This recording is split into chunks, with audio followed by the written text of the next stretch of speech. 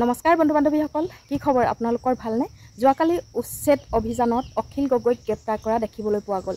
অখিল গগৈক গ্ৰেপ্তাৰ কৰা কাহিনীটোৱে আচলতে অসমত বাৰুকৈ চৰ্চা লাভ কৰিছে। এতিয়া শাসনত কোন আছে? বিৰোধী দলৰ মানুহ তাত গৈ যদি থিয় হয় তেনেহ'লে সেই প্ৰাৰ্থীক তেওঁলোকে গ্ৰেপ্তাৰ কৰাইছে। কাৰণ অখিল গগৈ এজন ৰাইজৰ দলৰ বিধায়ক আৰু তেওঁ গৈ পিনি যুক্তি অযুক্তি কথা কৈ থাকিব বা তেওঁক ছাপোৰ্ট কৰিব বহুতে। সেই গতিকে বিজেপি চৰকাৰে তেওঁলোকৰ ক্ষমতা দেখুৱাই তেওঁক গ্ৰেপ্তাৰ কৰাইছে আৰু তাকে লৈ আচলতে কিছুমানৰ ক্ষোভ আৰু কিছুমানৰ আনন্দ। ক'বলৈ হ'লে ময়ো দুটামান কথা কওঁ, কাৰণ ৰাজত্ব থাকিলে সকলো হয়। ৰাজত্ব থাকিলে অখিল গগৈ কি সকলোকে গ্ৰেপ্তাৰ কৰিব পৰা ক্ষমতা থাকে। কাৰণ এতিয়া ২৬ চন আহি আছে, যিহেতু নিজৰ ক্ষমতাৰ যদি শক্তি নেদেখুৱায় তেনেহ'লে বিজেপি চৰকাৰখনে আৰুনো দেখুৱাব কি? এইফালে ঘৰ দুৱাৰ ভাঙি মছজিদ ভাঙি সকলো শেষ কৰিছে। তাত কিজানি অখিল গগৈয়ে দুই এষাৰ কৈ তেওঁলোকৰ ফলীয়া কৰিয়ে লয় মানুহখিনি। যি কি নহওক, গুণগুণৰ বিষয়টো আচলতে উৰ পৰা নিচিনাই হৈছে। দুদিনমান তাল আফাল লাগিলে আৰু সকলোৱে নিজকে থিৰাপি দিবলৈ গৈ তাত ফটো তুলিলে, ভিডিঅ' বনালে, নিজৰ ভিউজ ল'লে। তেনেকুৱা ধৰণৰ কামবোৰ কৰি থকা নাই জানো? আজিকালি আচলতে সকলোৱে নিজৰ স্বাৰ্থৰ বাবে এইবিলাক কাম কৰে। নিজৰ স্বাৰ্থৰ য'ত থাকিব তালৈহে সকলো লৰ মাৰিব।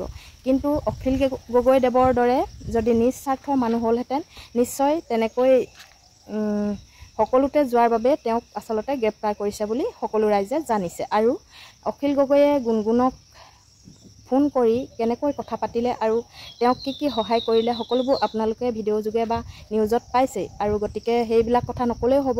আৰু এতিয়া যিখিনি জেগাত আচলতে উচ্ছেদ কৰি আছে সেই জেগাখিনিত অখিল গগৈ যোৱাটো চৰকাৰে বিচৰা নাই, গতিকে তেওঁক সেইবাবে গ্ৰেপ্তাৰ কৰিছে।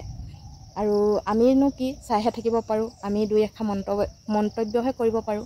আমিতো গৈ তেওঁক এৰি দে বা এৰুৱাই দিব নোৱাৰোঁ। সেই গতিকে আমি এনেকৈ আচলতে দুই এটা কথা কওঁ আৰু এনেকুৱা কথা কোৱাৰ বাবে হয়তো বহুত লোকে বেয়াও পাব পাৰে।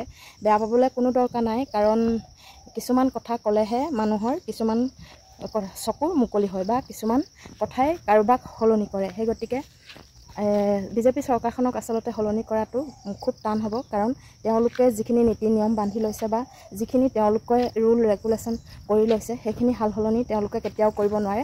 কাৰণ তেওঁলোকৰ টাৰ্গেট ফিল আপ হ'লেহে তেওঁলোকে এই ক্ষমতাৰ পৰা নামিব। আৰু তেওঁলোকৰ কিমান বা টাৰ্গেট আছে ঠিকানটো নাই।